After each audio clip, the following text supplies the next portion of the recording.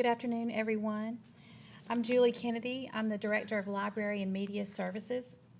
On behalf of Lawson State Community College and the Learning Resource Center, I would like to welcome you to the Author Talk featuring Tebriel Alexander and her discussion of her novel, Old Ghost. I would like to thank you all for attending and showing support to this talented author. I hope you are inspired by her perseverance and unwillingness to give up. I would also like to thank Tebriel's former English instructor, Miss Mossy, for bringing Tebriel to my attention, and also everyone who helped make this event possible. There are a limited number of books for purchase at this event, and Tebriel will be happy to sign your copy after her discussion. Tebriel Alexander is the author of the fiction novel Old Ghost, a story of love, sacrifice, and survival. Tebriel was born in Birmingham, Alabama on December 6, 1982. She is a graduate of Lawson State Community College and Faulkner University, where she obtained her Bachelor of Science degree in criminal justice. She is the youngest daughter of Mabel and Sylvester Williams and the fourth of their eight children. Tebriel is the mother of two sons, John Jr. and Christian Micah, and is the wife of John C. Alexander Sr. and her husband of 16 years. She is a Christian and a member of the Mount underneath the leadership of Reverend Cameron D. Jenkins. Her philosophy on life is one should never look to shine, but always work to polish. Tebriel, would you come and join me, please?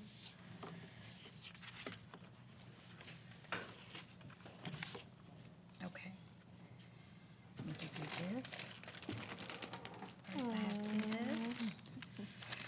On behalf of Lawson State Community College and the Learning Resource Center, we would like to present you with a few small gifts and also this certificate of appreciation in recognition of your tireless dedication and your willingness to share your experiences. You're gonna make me cry. Thank you so much. Thank you. Appreciate it. Oh. Now, please welcome Tebriel Alexander.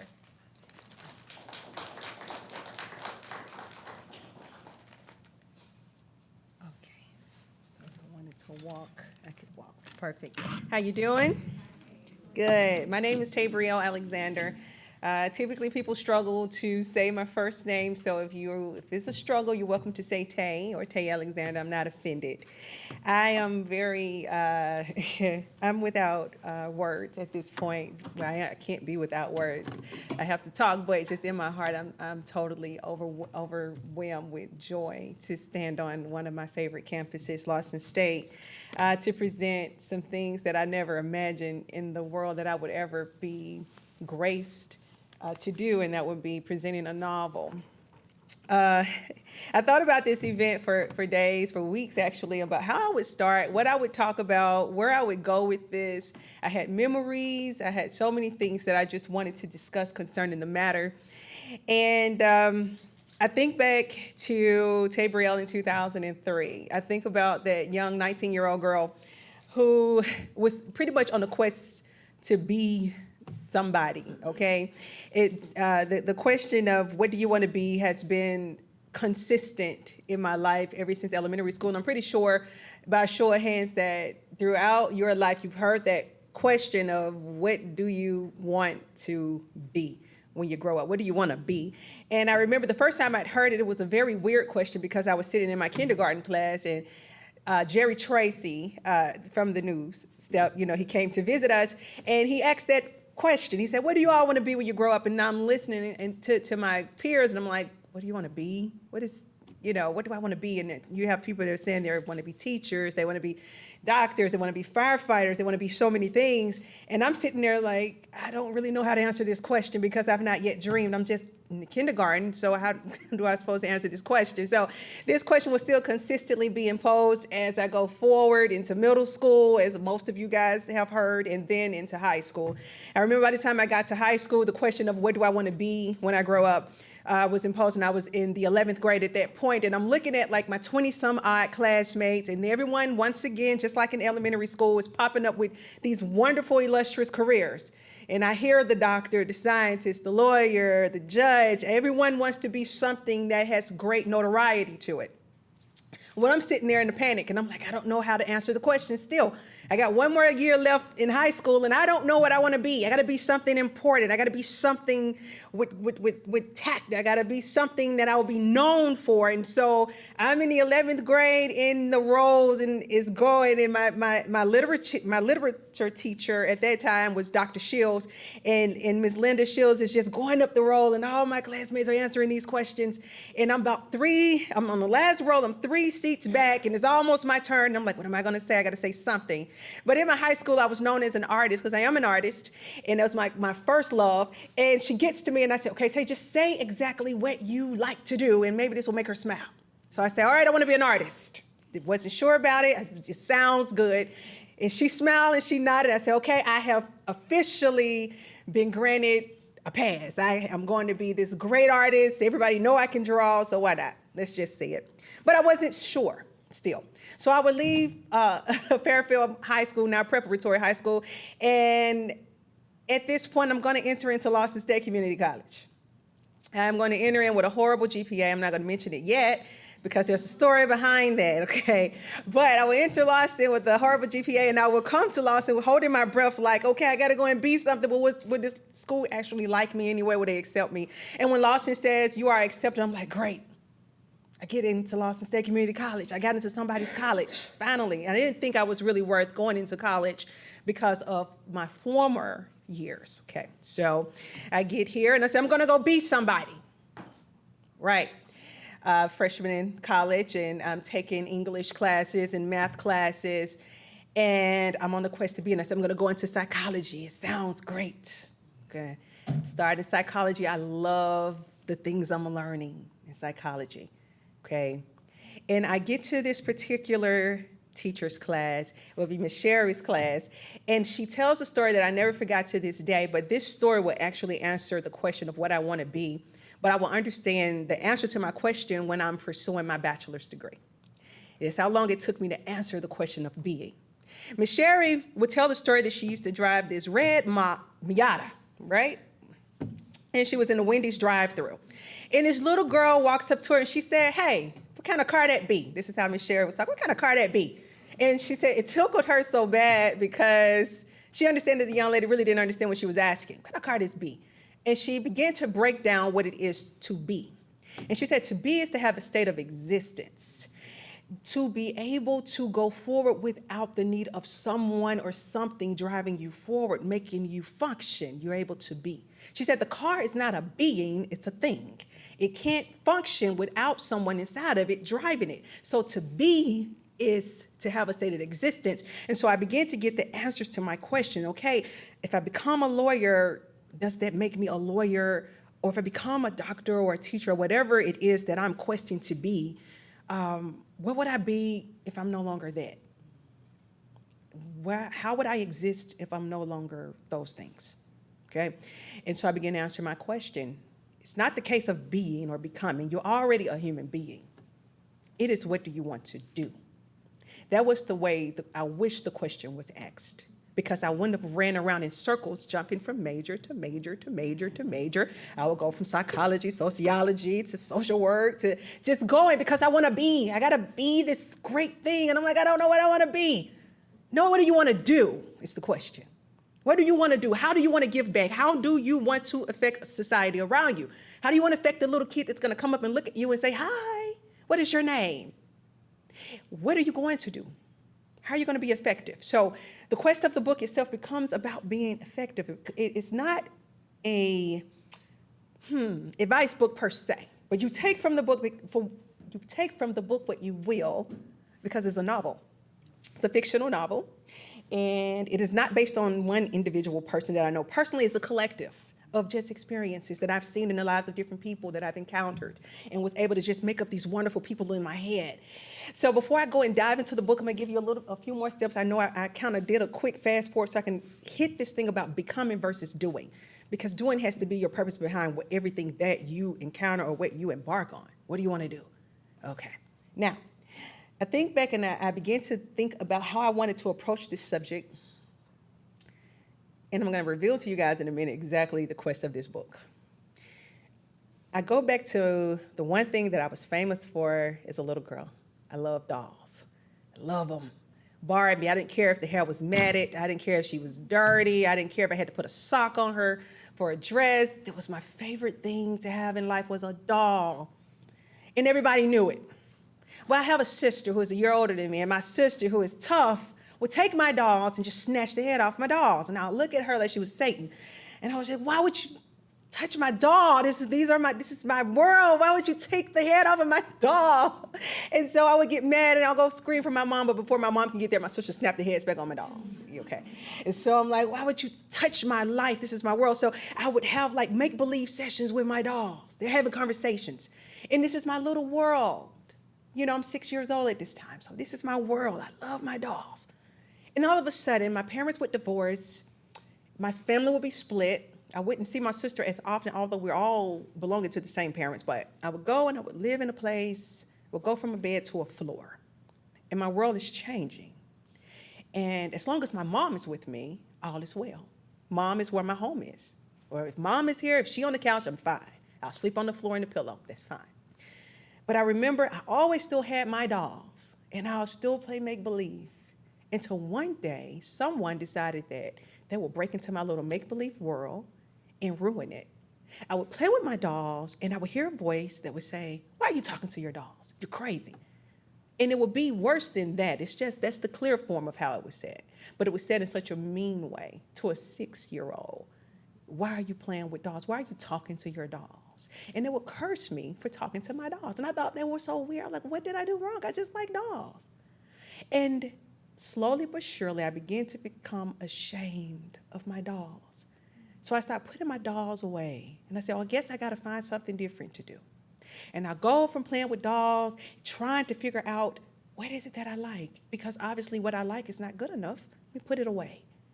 And I would hear more insults and more insults. And if it wasn't insults from family, it was insults from peers. It was insults constant for years, insults. I would go through life, and before I knew it, there was a confusion. There is abandonment. There is rejection. And it's following me. It's like it's hunting me. I'm like, what did I do wrong? Is something really wrong with me? Why am I doing this? So I would go into this zen of wanting to fit into a space of people because they obviously make sense to me. Because obviously something is wrong. I'm constantly hearing negative. And now I get to high school, and hence you can tell why now the GPA was as bad as it was, because I disconnected for a time. I didn't understand what was going on with me. I didn't understand what was the element, what was the driving force that made me behave ill the way I began to behave. Because by the time I got to high school, my anger issues were there. My rejection issues were there. My bullying issues was there. I would go from home to having bullies at school to now being a bully. And I would also go into the case of just being mean and angry and just disrespectful. I didn't know enough about myself, because what I did know of myself is what people said. And I didn't know if it was relatively real or true. And I didn't understand to know the difference. And I would notice I would bump into teachers, and the teachers would be like, Williams, I'm going to get you. You're going to get in my class. I'm going to break you. That would be the goal for me. I'm going to break that student. It was never the case of trying to understand the student or the symptoms that you're seeing. It was about breaking her to the will of what you think she should be. But you haven't yet done the research to understand why. There is always a why there behind it. And so I have teachers now after me that wants to break me and break my behavior patterns. But no one has sought to understand it. We have guidance counselors in high school, but the interest is only in the students that are excelling. But we're not paying attention to the students that are sliding through the cracks. What is going on with the kid that's sliding through the cracks? The ones that are excelling is obviously well guided. Why is she off? Why is she doing the things that she does? So now you don't have that attention, and then you have these teachers that want to break you in half and turn you into something else. You have the rejection from the peers, and now you just have a hate for school altogether. I hate school. I don't want to be here. What's the point of this? Okay, I didn't love education because I didn't know education. I just did enough to pass. And you have your teachers that say, just pass her. Just pass her. And then you get me to the illustrious Lawson State Community College, and they've passed me on to some professors. Okay. Now, I eventually get my act together, maybe by 11th grade, and this is when I really I get into my faith, and life starts to change. My viewpoint starts to change. My attitude starts to change. Things start to change. My people who would know me before would say, "You're so different now." I'm like, "Yeah, I'm a lot calmer. I've got a lot more respect for adults and people." Okay, so I get here, and I graduate. Fine, I did graduate high school. That was great. But I graduated with that horrible GPA, and I hated the GPA. And even now, it's hard for me to say it because I look back at it and say, I can't believe that was me, but it was true. It was a 1.5, right? You see, he's laughing because he know I did not do work. That was honestly the truth. If you can graduate with a 1.5, you know you didn't really do much in school. So I would get to school, I would get to law, and I'm like, oh, God, just let them say yes. Just let them say yes. And they said yes. But it was something about that yes with Lawson, which gives me the highest love and respect. It's one of my favorite colleges because by Lawson saying yes, it was like, let's give her a chance. Let's just give her a second chance. Get her here, let her work. So I get to Lawson and I get in these classes and I get in Miss Sherry's class. These are my first years here. And I'm like, okay, I sucked in high school. Let me get to college and just sit down and just focus. Let's just do this. Let's get out of here. Let's make the grade. And I was so amazed when I started seeing the grades that I could make because I literally would think I was a dumb kid. Then I started saying, oh my God, I got an A. Oh, I've never seen an A in English, in math. I have a B in math. No, I'm used to D's and F's. This is what I was so used to. But to get to a college campus and actually excel in applying certain principles, my dad would tell me, he would say, listen, he said, you're a bright kid. You just got to learn how to apply yourself. I'm like, what does it mean to apply myself? I don't know what that means. I just hate school. But I get to college and I excel. And I read. I start learning that it's all in reading. It's not smarts and doms. It's just in reading and application. And I started learning, it started becoming simpler. Then I started getting the love to learn. Then I would come here and I would get engaged, that would break. I meet my next husband, well, not my next husband, but my real husband. I'll meet the guy, he works at Lawson, everybody knew him, and we would get married in the course of a month, okay? And of course, it sends Lawson into a flame. People that knew my husband, when it goes into this big flame of, oh my gosh, they got married, whoa, you married the crazy girl. So we get married. Harold remembers very well. We'll get married. And, you know, we wanted to keep it a secret from Lawson because I didn't want Lawson to know. I didn't want no one to know I got married. We actually eloped. And the guy who married us was a preacher, and he went to this school. And, of course, he was one of my friends. And so he decided he was going to come to Lawson and tell the world that we got married. So we're married, and I'll come to Lawson like, girl, congratulations. I'm like, you weren't supposed to know. So we get here, and I'm getting threats. Everything is going crazy. And I'm like, oh my gosh, the pressure is just so real. What is this? I'm just 20. So I decided at that point, I said, you know, I can't handle school and this. I'm going to drop out of school. So I go to all my professors. I say, professor, whoever, you know, sign my document, please. I am, in fact, an adult. I need for you to sign my document. I need to withdraw. So I get my signatures. Then I get to one particular person, and I walk into her class, her literature class at the time, and I say, hey, you know, Dr. Masi, I need for you to sign this form. I want to drop out. So Dr. Masi looks at me, and she looks at my form, my adult form. She looks back at me, and she says, no. And I'm like, excuse you? She says, no, I'm not going to sign that, Tebriel. I said, well, I'm saying to myself, I'm grown. Like, I'm 20, I'm grown. You should sign this, right? So Dr. Marks is just like, you shall come to my class. You shall finish my class. I'm just like, no, I want to drop out. Let me just drop out. No. So she kind of put me between a rock and a hard place because, yeah, sure, she doesn't have to sign the form. It's her right?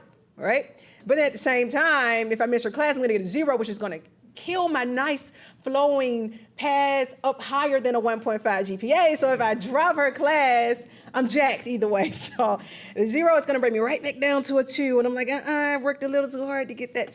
So I go to her. She's the only teacher that I'm constantly coming to Lawson State to see. I'm begrudging it. I'm like, how could she do this? She's wrong. I'm 20. I'm grown. She should just sign the form and let me be great. She didn't sign the form. And so I'm in her class, and I pass it with a B. She gives me a B as in boy, not D, a B. I got a B, y'all. I got a B. Got to be in my class. And I'm like, finally, it's just over. I don't have to go back to college. Not true. End up going to UAB. So life will keep going and going and going, and I'll have kids eventually, and then I'll look up and I'm 15 years married, and I'm at home as a mom. I finished Faulkner, and now I got my degree, and I'm sitting there, I'm like, I'm about to go strong into a career. And then all of a sudden I start getting cold. Then my back started hurting. I said, oh God, John, what did you do? And I show him the pregnancy stick. And then John is just like, what did you do? I'm just like, no, what did you what did you do? So we're pregnant. And we're having our second son, that's Christian. And I'm like, what is this setback about? And I'm at home and I'm like, I want to do something. I've always wanted to write a novel. So I'm going to write this book. I want to write a book. And this is not my first novel. It's just the first published novel. So I write the book. It took me a little over a year. I started last February. It took me a little over a year to complete it. I seen some ips and ops, and I went in and I got those things corrected. And I brought my book up to the school to give to Jose, one of my best friends. Give him the book. And I said, I'm going to go mosey down B Hall. I just want to walk around and just reminisce because I haven't been up here in a while. So I go and I'm just clacking through the hallway. The floors are still the same, look like rocks covered in concrete. So I'm just walking. Got the towel on the walls. I'm just walking. And I get to the nice old stairwell right there. And I look in there's this big old door, look like heaven. And I'm just looking in there and I'm like, wow. It's Dr. Matsi. So I walk in and just like, I haven't thought about the memory of the one signature until I see her. And so I'm in there, I'm like, Dr. Matsi.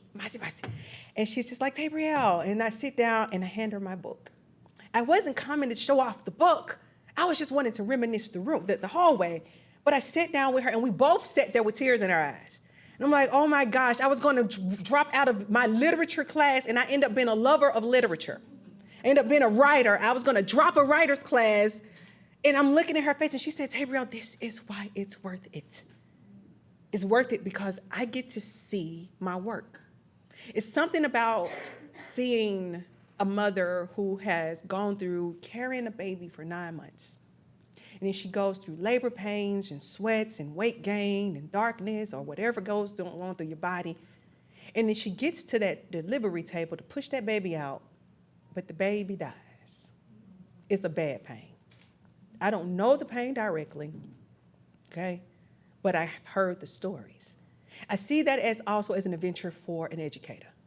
They can go hard and hard as they want to, pushing you into the areas that they know you can go to, but you're so 20 years old and grown, you really don't get it, but they get it. They can see further than you can, but right now all you can see are your circumstances. And you look back at that teacher, and this teacher is telling you, hey, I know you're better than this. I know you cannot see. And I look now at it in hindsight, I said, she was simply showing me how to persevere. Yes, you have problems, but you're going to always have problems. If every time you have a problem rise up, are you going to just run and give up and just throw in the towel? Or are you going to try and apply yourself and stay focused? Her not signing my form forced me to go through it and still make it out on the other side. So now I took you guys down that river for one reason, and that is to show you perseverance, but also to reveal to you what is called inner trauma. That is what this book is about, inner trauma. I remember going through school. I remember going through classes. I remember the anger. I told you guys all of those things. These things are very real. Where's my thing? These things are very real. Old ghost.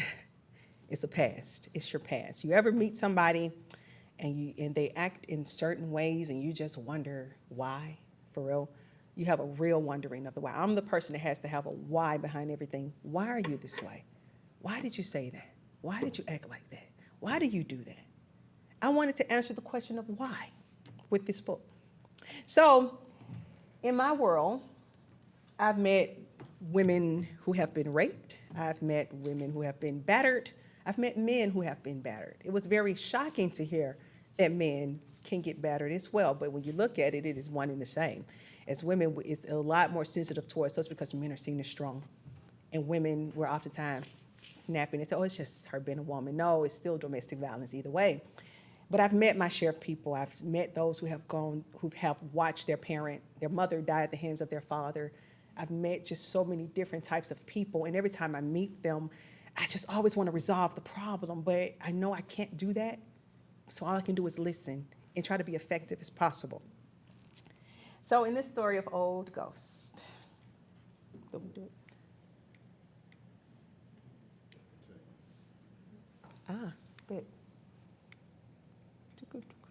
1 second. Okay, there it is. So, the catalyst of my old ghost is Jackson. Jackson is not real. Okay?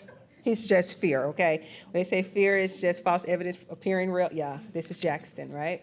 Jackson looks nice. I'll be honest. He looks nice on the surface. He is a guy that at eye level, and wait, let me make a few disclosures real quick. This is not a real person. They did not sign documents or anything like that. These are people that I just literally said, what would I want Jackson to look like? And he's one of the guys that I just can imagine him looking like. The part with my imagination where I began to learn where my giftings laid was when I would talk to my dolls. Remember that story I just told you probably like 5 minutes ago, right? My love for dolls and my imagination that would just soar in the air. This is the idea of having an imagination. You get a chance to actually develop people in your psyche, and they're very real, even though you know they're not real, but to you they're real, and you put them in a book. All right, so this is Jackson. He is the guy that I wanted to actually write about. He became the reason for my why. Oftentimes we don't want to hear about the abuser or what his past was really like. We don't care. We just want him to go away. Sometimes we're just like off with his head. We don't care what happened to you, but we actually probably should start wondering, because by putting one away doesn't mean that it's going to stop the epidemic that comes with inner trauma. With Jackson, the guy to the left, I tried to get as youthful of a picture that I could get, but he has a past. He has a past. His past is that of being a child and being abused. He literally internalizes these problems. What Jackson decides to do is Jackson is going to disconnect from the past and try to rebuild a whole new life. And that was his quest, to be better than what he was ever treated. And he would put together his life his way. The problem with that is that Jackson goes into what's called narcissism. Anybody ever heard of narcissism in this room? It's a scary, scary thing. Anybody in here, before I even go forward, have ever met a person that is a narcissist, ever dealt with a narcissist? They can be pretty scary. They come off as charismatic most times, very outgoing. But sometimes inside there are some deeper issues, and it doesn't always show on the surface until you get deeper into that relationship with them, and then it comes out. And you're like, I've been with you for 10 years. Where did this guy come from? There he is. So Jackson is this guy. He decides that he is going to rebuild his entire life. Jackson goes to the military. Jackson works hard. Jackson goes, and he, of course, excelled academically. He becomes one of your executives of a company. He is what you would probably want your daughter to marry. You know, he's going to take care of her. He's charismatic. He's going to love everybody around him. So Jackson will meet Chastity. Chastity is beautiful. He sees her on surface level, however. Narcissists they do not necessarily go for an individual simply because of how they can help or build or just build a life with them. Narcissists typically go for a person that will, in a sense, make their lives better. It will be more about control than anything. So he sees a beautiful woman. And as y'all can tell, I was trying with the curly hair ordeal, so I was trying to work this slide. But either way, you have Chastity. That's her past. She is a young kid. Her parents, she has wonderful parents. You know, they send her off to college. They put wisdom in her. They fill her with the ideas of just success and education. They go forward with this. And so, hey, we did our job. We're going to send her on off. But it does not mean simply because she is a kid that came from a great home that she cannot end up in crazy situations and circumstances. This is what happens to her. She couldn't have seen Jackson coming. Her focus was always academics and also success. And so he meets Chastity, and he's attracted to Chastity, and she will make him look good.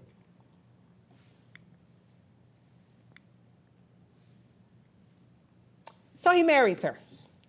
And they have an illustrious wedding. He's in love with this one. Well, he's not in love. She's in love with him. He marries her, but what no one could see. This is what no one can see. Let's meet Mr. and Mrs. Means. Chastity is great. He pours his world into Chastity. He gives Chastity the world. I'm not going to tell all the book. There's so many more corners in this book. I'm not going to spoil it, but I'm going to give a bit. He gives Chastity the world. The world is at her feet. She can have anything that she wants, okay? But as long as she fits where he needs her to fit, that becomes a problem. Because she is still a person, she's still a whole person, she still have dreams and aspirations and desires. But whenever she moves outside of the square that he put her in, she's met with such aggression. And for Chastity, it's something that she's never known nor experienced. Her parents never really developed her to know, okay, this is a man, this can happen to you. What do you do when you get in those situations with someone that you really, really love? And how do you walk away from that when so much more is involved? That is Chastity's ordeal. So Chastity goes on this thing to where she is hiding everything.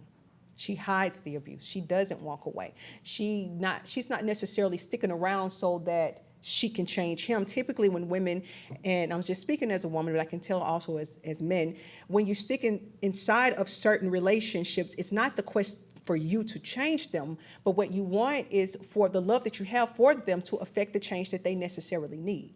So you're saying, if I stick it out, maybe he'll change. Maybe if I love him, or if you feel my love for him, or if I do more, if I do this. And so you find yourself changing your own personal dynamics so that you can make the one that you really love you back. But it's a choice.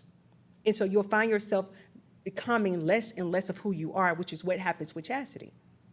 She began to lose more and more of herself. She lost her independence. She lost a lot with trying to stick it out with someone for 6 years who literally takes her life into his hands. So this is the case of what no one sees.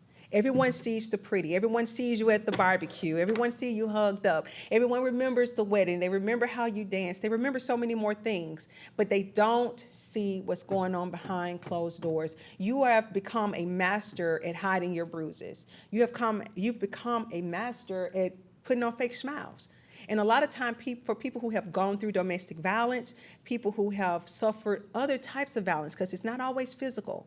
Inner trauma can happen emotional, mental, it can happen. But when you're at a space to where you're so used to hiding that, at times you can become a bit embittered because you would say, everyone sees me and they think I'm okay. But yet you are afraid to tell people that you're not. You want people to see you within, but they can't see what's within unless you let them out. And so she's holding back and she's holding all these feelings hijacked, but she wants the world to know I'm going through something, but I'm afraid to tell for many reasons. She wants to protect Jackson. She might want to protect herself. You never know what is going on in her world. So this is what no one sees. Now, another case of inner trauma would be her best friend, Catherine. Her issue is daddy issues. It's when fathers fail, and not just fathers. I just put it on here because that was the case there, but mothers and fathers can fail. One of the things I had to understand with looking at my own parents was that as a child, you see mommy, daddy. You don't see human. You don't until you become older and you understand that before they were ever mother and father, they're human beings first, which means that they are fallible, that they can make mistakes even with you. They can say some things that might hurt you. And how you address it or how you handle it or how you challenge it will determine your relationship with them. I got people in my life that actually gave parents a second chance. Then I have people in my life that hate them to this day. It just depends on how you handle the matter. In Catherine's case, her father never set out. Her father is Adam, and her brother is Greg. Her father never set out to be a bad parent. That wasn't the case. He made some bad choices in his personal life, not with his children, but in his personal life. But it's weird and it's wild how those bad choices will pour over onto your children's lives. I remember when I first had my first son, it took us 9 years to conceive. So, of course, the baby showers, everybody looking at me saying, oh, girl, your time is coming. You're going to have that baby. And I'm like, I didn't even ask you to tell me that. I'm already, I'm trying to avoid jealousy and envy. I just came to bring a gift and say congratulations, but now I have to have a whole speech about, when are you going to have a baby? I'm like, ask God. I don't know. I can't make this happen. I can just, but we're in an educational setting. But it took 9 years. And I remember just finding out, I'm like, oh my gosh, I'm pregnant after 9 years. And I'm on Lawson State track trying to run and work it out. And I can't make it past, I can't even make it half of the field without hurting. And I'm like, let me just go sit down. Take the test. We're pregnant, okay? And I remember when I first saw LJ, and I said, oh my gosh, I don't ever want to just scream at this child. I don't want to yell at this child. If this child ever need a friend, I'll be the mother that goes out to the playground and roll in the dirt with my son. I will never, all the nevers you promise yourself, because your baby don't really understand what you're saying, because once you get to about age 2, that's when those nevers actually die out, and you find yourself yelling and saying, why? And they don't get it. And you're just like, Tebriel, you're like 30-something, and you still don't have it. So why are you expecting a 2-year-old to get it?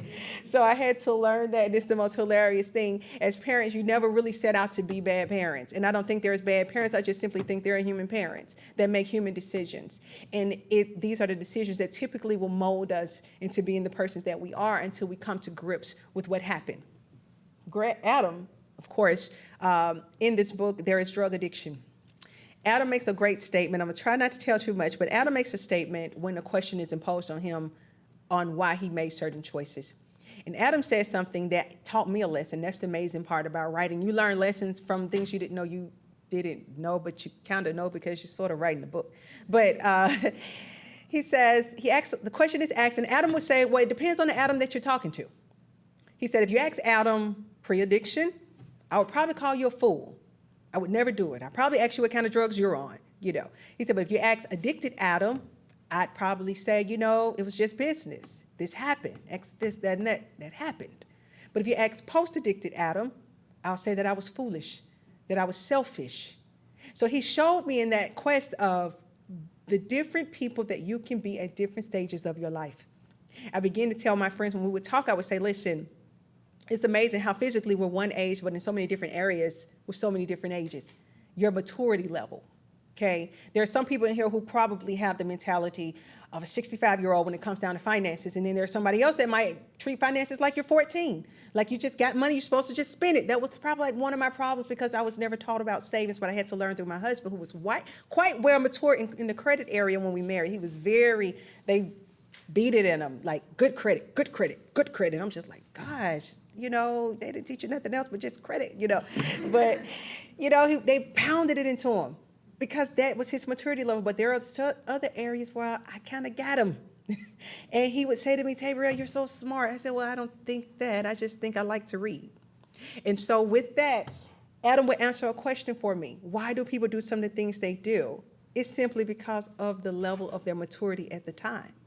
Why? There's your why. He says that I was a fool when I did these things. I was not the Adam you see today. A lot of times we don't want to give these people who might have a darkened past a second chance. We don't think you can't change. But Adam, in fact, does. He actually gets better. I'm not going to tell the whole tale. But his decisions led to a rape. And it was not good. And there was inner trauma. And it wasn't dealt with his daughter, Catherine. It wasn't dealt with. She tried to deal with it. They took her to counseling. They gave her medication. They gave her a slew of things. But it was still there. It poured over into her marriage, and you will find out more. Okay. Now,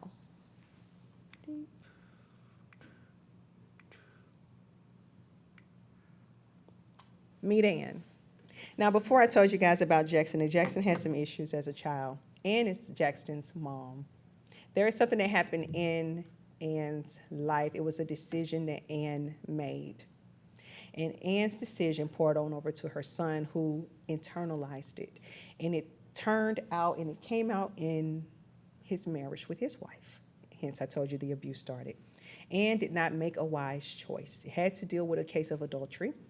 But what I love about Ann in this story is that she embodies the concept of making a mistake and taking steps to start over. It wasn't an easy thing for her to do. She had to go back to a particular place where she was once shamed and hold her head up high. She understood mistakes happen. The first thing about a mistake is with people that will forever remind you of what you didn't do, what you could have did, what you should have done. But at the end of the day, their opinion can go only as far as their mouth allow it to go. It's up to you to embrace it. I thought of something that said, if you're going to criticize someone, make sure you are able to fix what it is that you're criticizing them about, or at least help them. But if the criticism is going to come from an aspect of you just needing to say something negative to them, then you might want to keep it to yourself. And is, to me, a picture of overcoming your mistakes and your decisions. It's not the easiest thing, but she had to do it. It's about facing your past. This is what she teaches in her role in the book. Facing your past and going back and holding your head up high and facing the challenges and facing the criticisms. And you find out on the other end where you were once hiding from your errors, you actually don't have to hide. They're yours. The errors didn't belong to anybody else but you. You were the person that were affected by the errors, no one else. So they're yours, you own it. And Anne actually owned her errors. I like that. Now we talk about inner trauma. How many people in here are a victim or have been a victim of any level of physical violence, emotional violence, mental violence? By show of hands. Okay. How many people in here have met someone who have been in either of those cases? Okay.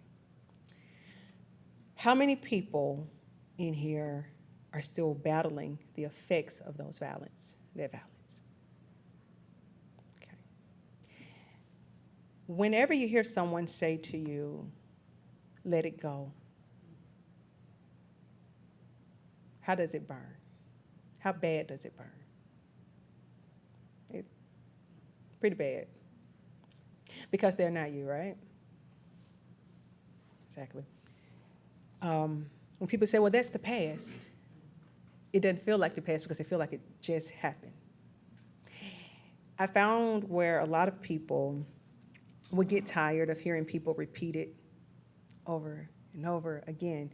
You look at it and you can almost take steps and just, how it was said, how they said it, what they did, what happened in the second. This could have been 20 plus years ago, but you remember specifically because that is what trauma is. It is specific.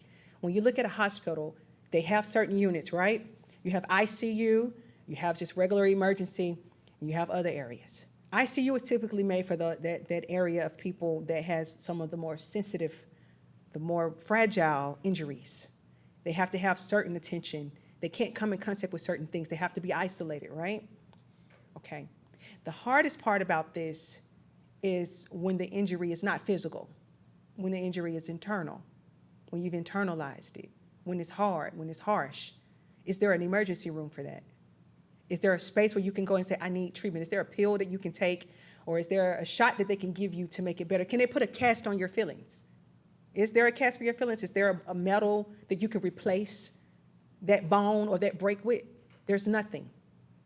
So you're left to just try to do what? Move forward, right? They say move forward. I remember when I've had my share, okay? But I remember in one specific thing, I explained to someone what trauma feels like for myself. I said, it's like you explode. You're walking along and something happens and you explode. And then you're made to move forward. But how can you move forward when you got a leg over here, you got an arm over here, you got a head back there, you got a finger and another finger, and you're trying to move forward, but you're trying to pick up the pieces. How do you put yourself back together when you've exploded? You just go on with life and try to function while you're in a dysfunction. No one has told you what's wrong, but you know what's wrong, but you don't know the why. A friend of mine told me, she said, Tebriel, one of your biggest problems is that you always got to have, what did she say, logic to everything that people say and do to you. Yes, I do. Because I'm feeling like there must be something inside of you that made you say that. There must be something inside of you that made you do that. I need to know why. I'm a why person. I need to understand. And at least I can make sense of it. But when I can't make sense of your actions, it becomes more of a weight of the trauma. So when a person is on watch, rinse, and repeat, when they're constantly telling the story of what happened, it's simply because the trauma is still there. It still feels like it's right there, it's in there, it's in your hands. Maybe sometimes you're going to meet somebody and they're going to remind you of him or her, whoever it was that did it. Or they might say something and it triggers. Anybody ever met someone with post-traumatic stress disorder? Right. My mom has it. Not because she was a military vet, no. My mom has it because she was a victim of domestic violence of 13 years. And so she doesn't mind me telling her story because she opened up to me when I was 18 and she said she's fine with it. It sent my mom into suicide. So she was actually a step from it, from killing herself. But what she would explain to me is how she would react in certain situations still. If she see domestic violence, my mom she's ready to jump in.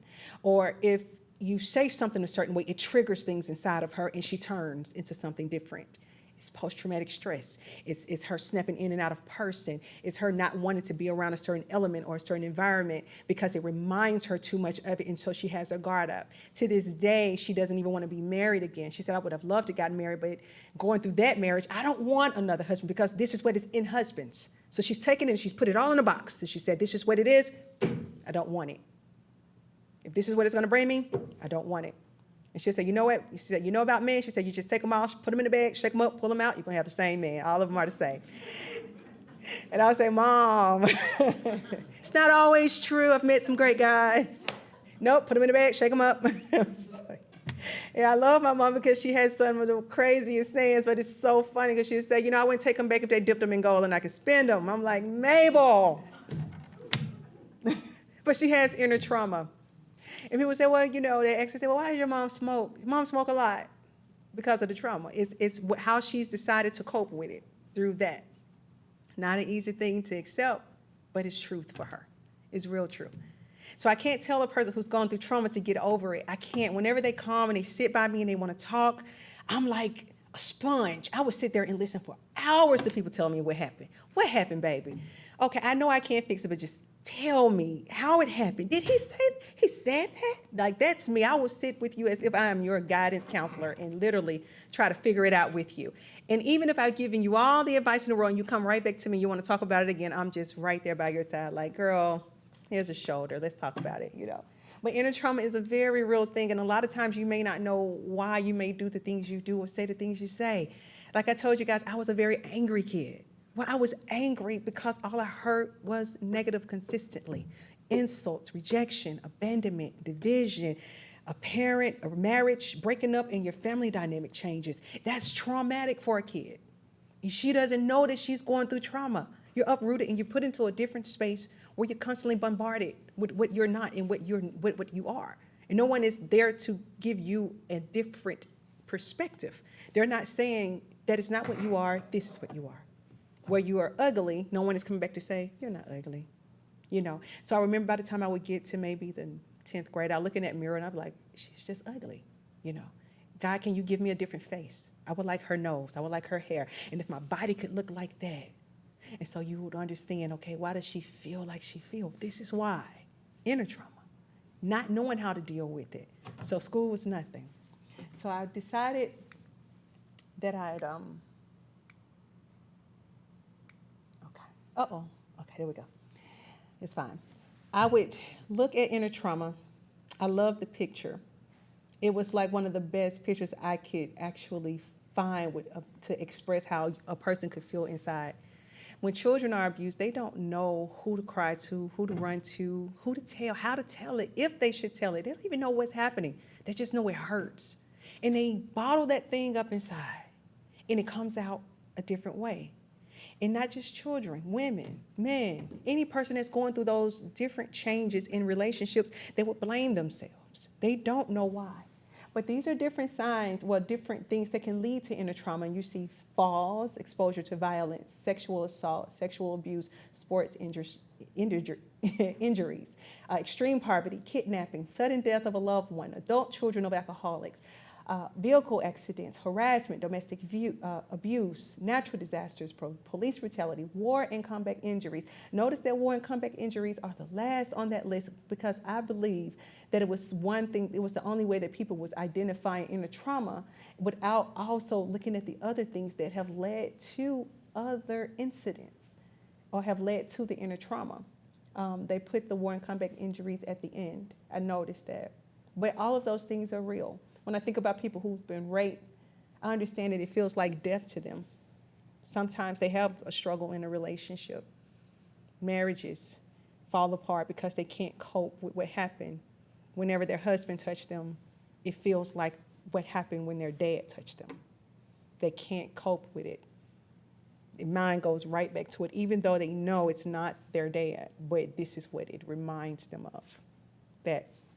So that is it concerning the book. It is on inner trauma, but it's a novel. I would call it the novel of novels. I am not here to brag, but most people who've cracked that novel will reach out to me by chapter 4, and they'll tell me who they love and they'll tell me who they hate. And everybody hates Jackson. I'm just like, just understand Jackson. I'm not saying he's right. Just saying, just figure this one out with me. But they love Catherine. I would love to tell y'all so much about Catherine, but I would kill this story if I did. But Kat she's probably one of my main people in the book. I love Kat, but there's a reason behind her aggressive personality. There's always a reason. Sometimes we think that the strongest woman is just mighty, but actually she's like this broken girl. She's still that little girl that's just jacked up. And we never see that because we always expect them to come to the rescue, but sometimes coming to that rescue, it's just her still responding to the trauma that's inside of herself, and she sees it. Another question, have many people met the parent that hovers over their children? They literally hover. They fear that something could happen to their child because it happened to them, and it killed their trust in other people. Last story, and I'm gonna give your ears a rest, okay? It was time for me to go back to work. LJ was maybe going on 2 when I put him in a daycare, and it was an expensive daycare. And my husband would complain, he's like, Tebriel, you put him in this expensive daycare. I'm like, oh, it's great because the more expensive the daycare is, the better the services. So put him in there, and get this phone call that says, yeah, teacher is accused of hitting your child in the mouth. So of course I'm already livid. It's my first child. So I go up to get my baby. And of course I bring the police with me because I'm going to eventually press charges against this daycare worker. And I get in there, and the lady of the director of the daycare, she's more like, well, it's her word. It's one teacher's word against the other teacher's word. I wasn't here when this happened. I said, okay, well, I'm still going to press charges. And what ended up happening is I found that I was, out of all the people who knew what happened, I was the last to know, and that the incident had occurred 3 days before they told me. And they had brought in the state of Alabama, and they looked at my baby, and they had been touching on my baby, and no one has told me that my child is in this mix of having someone have assaulted him. So now I'm really livid. Then she says, remembering that she's told me I wasn't there. Now when the police asked the question, she says, no, the teacher didn't do it. So I said, well, how is this a contradiction now? And I'm mad, and my sister is in the room, and when I get mad, I cry. You would think, oh, she's just sensitive. No, she's just really, really mad, and this cop is standing right here, and I can't throw nothing, So I'm really livid, and I'm like, I'm the last to know. Why was I not the first to know? And I really wanted to, go a little further. So I have to rush and put him in another daycare because I still got to go back to work. So I put him in this next daycare. It's not as expensive, but hey, got a reputation. People I know have taken their kids there, so I put him there. And one day I got off work early, and I decided to go and get my baby. Then I walk into that daycare, and what do my little eyes behold? A teacher jerking my baby and beating my baby. So imagine that trauma. And I became that hovering parent. Like, no one can watch him because I don't trust nobody. If it happened at this daycare, ironically, it's happened at that daycare. What's next? You're going to hurt my child. So I would not allow people to watch my children. And I didn't realize that it was trauma for me because I not only heard my child got hit in the mouth, now I have to see this lady jerk and beat my child. And I immediately go numb, which I knew it was God because I was like, if I was in my real feelings, I would have jumped on her. I would be honest. I would have got her. Okay. And she was so scared when she saw me walk through the door because she didn't know I was standing there the whole time watching her do what she did. And then she decided she would love on my child. I'm like, no, this is a little too late to be trying to love on my baby. You just jerked and beat him. And so I got my baby, put him in the car, sat in the car, put on my seatbelt, and I had to talk to myself and say, Tebriel, you just watched this lady beat your child. Get out the car, go report her. I was just that numb. And I said, okay, let me go ahead and do this. So I go and I do it. And now it's her in denial. And again, here I am. The crazy lady has to do another report on another teacher some 3 months later. So you would think I was lying. I'm like, no, this is actually happening. This is weird. Now, LJ gets to start elementary school. And of course, I have to let him go. And I don't want to let him go. And everyone is calling me, and everyone is trying to coach me. And they're like, oh, you have just got to let him go, Tebriel. He's not going to soar without an education. I'm just like, yeah, all right. But then I walk into someone else and hit my child, and it's not going to be as nice. But I have to let him go to elementary school. and I wasn't ready. So I literally interrogated the teacher. I told her everything that happened. I'm like, this and this and this and this and this and this and this happened, and I don't need to come up to the school and find out more stuff has happened to my child. Don't let this. And she's like, oh, Mrs. Alexander, I'm so sorry this happened to you. I promise you we will love your child, John. And I guess they were so sensitive towards me that John flinched twice in 6 weeks, and they reported it. Well, we saw John flinched, and we just wanted to know, do you want us to put him in counseling? No, I don't want my baby in counseling. Okay, I need counseling. So that was my deal. I did not want to trust anybody with my baby, but now it's summertime and LJ is out of school, and I'm just like, what were you guys thinking, giving them a summer break? He needs to be in school. I got to deal with 2 children now. No, send him back. So now it's different. But letting him go was a way to help me deal with my trauma. Her being patient with me over hovering with my child and understanding the place I was in. It's something horrible for a mother to see, that she's trusting her child to literal strangers and stuff is happening. You already have it in the back of your head, but when in the back of your head it comes to existence, it's like, oh my God, what do I do with this? Do I burn the building? No, you can't burn the building, but you have to deal with it. And so that is the case of inner trauma. Is there any questions, any stories? I know I talk most of the time. I typically let everybody else talk, but any experiences, I could run with it. I promise you. Anybody?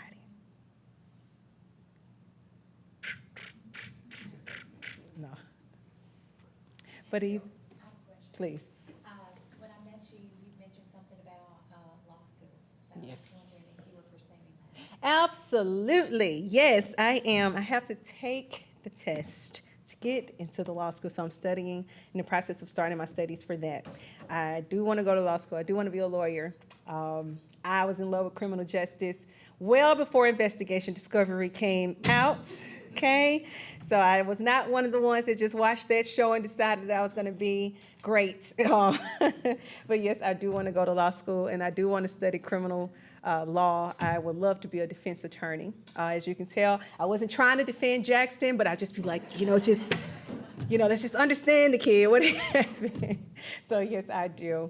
Any law school potentials in here? Anybody that's like weird like me? No? Okay, so everybody, that's fine. Absolutely fine. Wait. What I want to do? Yeah. Yes, ma'am. That being thing is real. I was on a quest. I did not know. I got kicked out of UAB literally because I switched majors so many times. I want to be just on the quest of being. And Miss Sherry's in my head like, what do you want to be? I'm like, what is kind of car that be? I'm like, oh, that's what that is. Okay, this is not a being thing. So yeah, I finally figured it out. I love criminal justice. I love connecting with people, and I certainly love inspiring people. That's my joy, easily. Anybody else? What did you find to be the most challenging as a writer? Okay, in the writer's process, the most challenging thing was taking my personal opinion out of it, okay? Giving those characters that are in my head a chance to speak for themselves. And having not gone through those experiences made it a bit more challenging, so I had to tie into the things that I knew, right? Not the things that I felt or my opinion about it, and just write from them speaking for themselves. The funniest part for me in the book, not the funniest part, but the funniest thing for me in the book was developing Catherine. I wanted a whole type of person, different person, and it was like she just flowed. I didn't plan Catherine, that was the weirdest part, but in planning Catherine, I wrote her life in 2 different scenes. I ended up deleting some of that scene because it was very graphic. And I remembered that I wanted children and teenagers and adults to be able to read it without flinching, because it was very graphic. And I had to delete it because my feelings were coming into it, and I'm just like, let's kind of bag back. But I wanted to touch on the basis of what caused her trauma. So it was me just separating Tebriel from the people in the story. Mm-hmm. Anybody else? Questions? Good. No? Good. Okay, perfect. Thank you, guys.